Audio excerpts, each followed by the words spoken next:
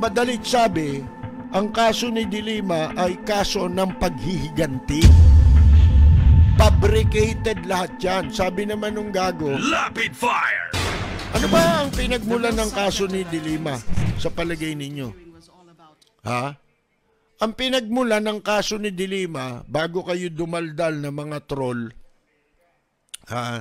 yan ay nagsimula nung paimbestigahan ni De Lima bilang CHR o Chairman ng Commission on Human Rights. Itinalaga siya ni Gloria, di ba? Commission on Human Rights, Chairman. Pinaimbestigahan niya yung Davao Death Squad. The real subject of that 2016 House Committee hearing was all about destroying me. Sa Senate hearing pong yun, ay kinundin ako yung drug war ni Duterte. At nagmakaawa pa po ako na tigilan na ito habang ilang daan pa lang ang mga nagiging biktima at wag na sanang paabutin pa ng libo-libo. Ngunit sa kasawiang palad, wala pong nakinig sa akin, lalo na may mga mayorya po tayo ng mga senador at congressman na ayon kay Senator Bongo noong isang araw, ay walang sawa sa pagpalakpak kay Pangulong Duterte sa bawat banggit niya sa pagsulong na madugong drug war sa kanyang mga zona. Sa halip ako ay pinaaresto, pinakulong, binusalan ng halos 7 taon gamit ang mga gawa-gawang ebidensya katulad ng testimonya ng mga ilang believed drug lords at inmates. I'd like to say that the objective for targeting me was threefold: to silence me, to destroy my credibility, and to serve as an example to others. By doing all three, my message to the people against Duterte's EJKs would no longer be heard or listened to, and no one else would dare to act as a messenger after seeing what was done to me. Since all three were napakinggan po ninyo, no? Ha? Ito nga mga 2008 yun di ba kinukwento ko sa inyo, sa kaparehong panahon na yan, 2008, napunta kami ng Davao, na isama ko ni Jerry Yap nung nabubuhay pa, no? Siguro mga 3 kami, nagpunta kami ng Davao. At pagdating namin nga doon sa Davao, ay nag-observe ako siyempre, di ba? Ako maganda rito At yun ang naging dahilan kung bakit nagustuhan ko noon si Duterte.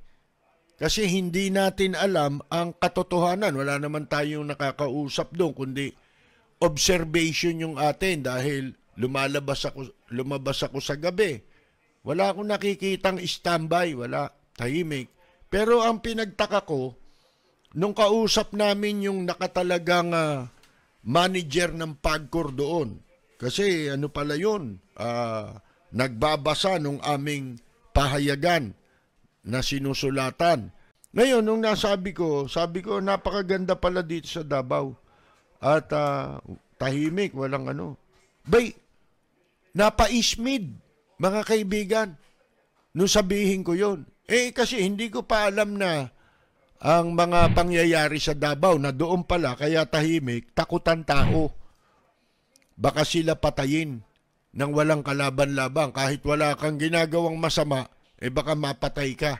Yun ang katotohanan pala doon sa Davao. Ang pag-uwi ko nga ng Maynila, sumulat agad ako ng column na pinupuri ko yung Davao tsaka si Duterte. Pati sa aking programa noon sa radyo, pinupuri ko yan, si Duterte. Ito ang katangian ng dapat na maging presidente ng Pilipinas. Nagkamali pala ako dahil sa likod ng paniwala, merong katotohanan. Iba yung paniwala lang sa katotohanan. Doon ko na-realize after na manalo na si Duterte na presidente. Ganun pala ang trabaho niya. Totoo pala yung investigasyon ni De Lima laban sa kanya, mga kaibigan. Di ba nagsulputan na yung mga testigo? Hindi ho ba? Yun ang dahilan bakit siya ginipit Pangalawa, yan concerted effort ni Duterte yan at saka ni Gloria Macapagal. Silang dalawa ang nasa likod nito. Una, yung investigasyon kay Duterte, kaya siya uminit ngayon sa International Criminal Court. Mga kaibigan, dahil mapapansin ang mga balita ngayon naka web, ano na yan nasa internet kagad di ba? Kaya nalalaman kagad. Di ba nag-gather ng ebidensya itong si De Lima? Yan ang pinagmulan. Madalit sabi, ang kaso ni De Lima ay kaso ng paghihiganti. Fabricated lahat yan. Sabi naman nung gago na nagko-komentaryo sa nagko-comment. Palibasa comment lang ng comment Akala nila lahat may kabuluhan. Wala naman kayong kabuluhan Kaya lang gusto kong maintindihan ng mga tanga. Bakit daw ang kaso lang nga niya ni De Lima na-dismiss sa ombudsman Ano naman yun bailable naman yun wala namang kaugnayan sa droga yun yun ang akala mo. Kung ikaw ang paniniwalaan, mag-iiba batas natin. Ang pinag-uusapan dito, credibility. Unang-una, ang testigo nila, puro kriminal nakakulong. Pwede ba yun?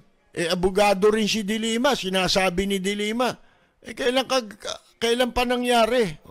Labag sa batas yan, yung gagamit ka ng testigo, kriminal, nakakulong.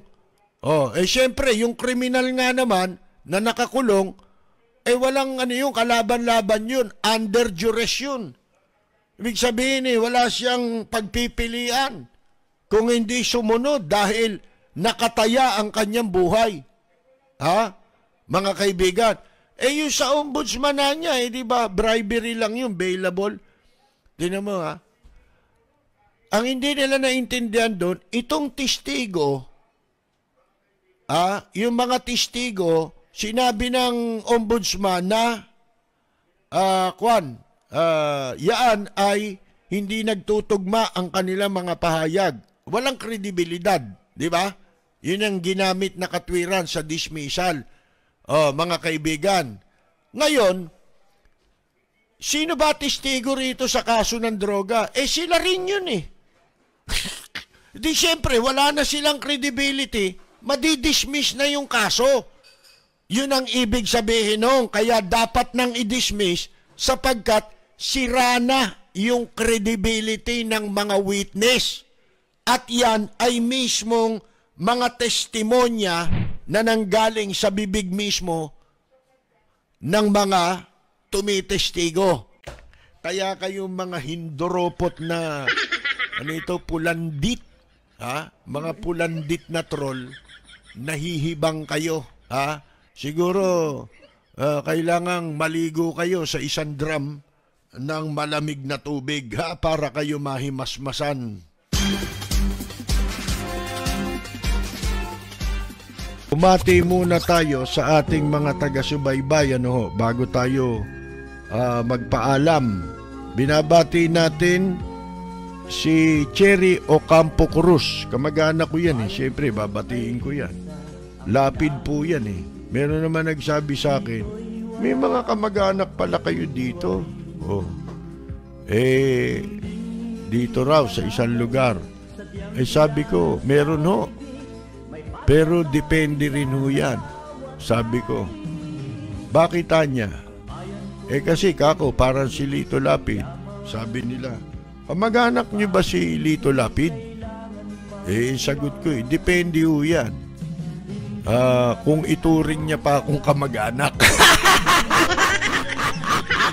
Mga kaibigan, yung bambanat natin sa kanya kung kayo ba yun, ituturing niyo pa akong kamag-anak. Ito po si Percy Lapid. Maraming salamat at magandang gabi! Isko! Yoko! Nagmamahal sa'yo.